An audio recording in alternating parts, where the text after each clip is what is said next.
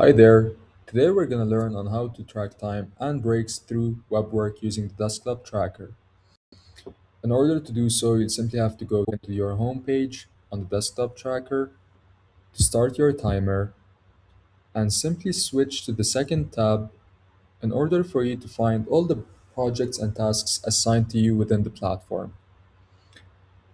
You'll be able to see the name of the project along with the tasks assigned within the project, and you'll be able to select a specific project and clock in on a specific task. As soon as you clock in on a specific task, the time is going to allocate on this task to record how much time you spend on those tasks.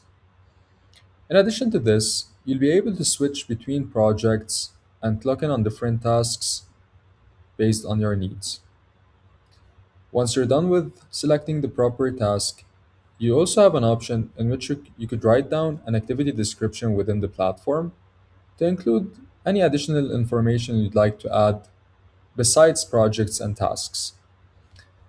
Activity descriptions are usually optional unless required by the workspace. In addition to this, you'll also receive pop ups reminding you to write down an activity description if it was required.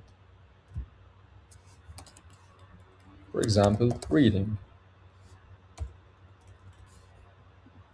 Below the main tab or the main clock in button, we have the coffee cup, which is the break tracker. This will allow you to track how much time you spend on breaks throughout the day, and you'll be able to select that based on the break policy assigned to you.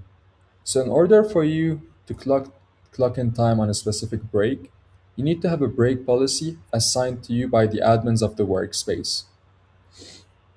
And you can simply press on start break to start and press on the button again to clock out of the break. Thank you for your time and have a nice one.